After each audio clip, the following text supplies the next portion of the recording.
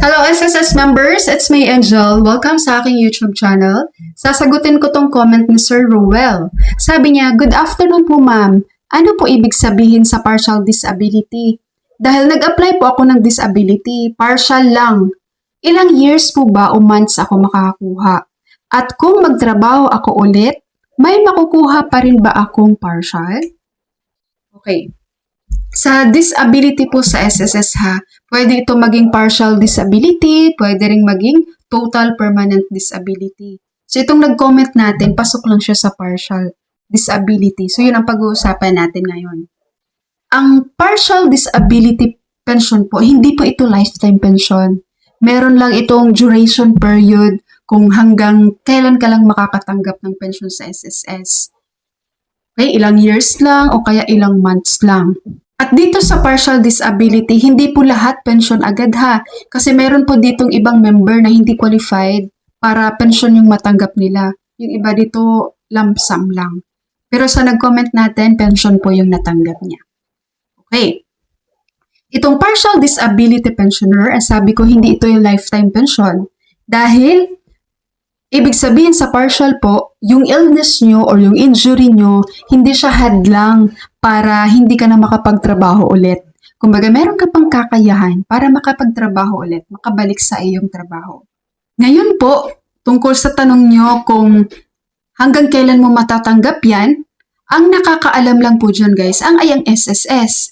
So dapat, kasi wala namang fix na policy doon eh, pagdating sa partial pension, no? Nakadepende yun sa case mo. So dapat po, maayos yung coordination mo nito sa SSS. Dapat alamin mo sa SSS, ilang years ba itong pagiging partial disability ko? Or ilang months lang ba itong bibigay niyo po sa akin? Hanggang kailan lang ba ako makakatanggap ng aking pension bilang partial disability pensioner? Ngayon halimbawa po, patapos na yung duration ng iyong partial disability pensioner kay SSS. Pero, wala ka pa rin kakayahan pang magtrabaho ulit, hindi mo pa kaya. Subukan mo pong mag-re-apply sa SSS ng iyong partial. Pero po, tapos magdala ka ng updated na medical records.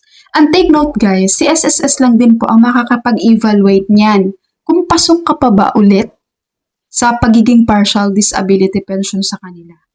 Okay? And another halimbawa naman, hindi pa tapos ang iyong duration period sa pagtanggap ng partial disability pension kay SSS. Pero may kakayahan ka nang magtrabaho ulit. Kaya mo na ulit bumalik sa trabaho mo. Okay lang yon.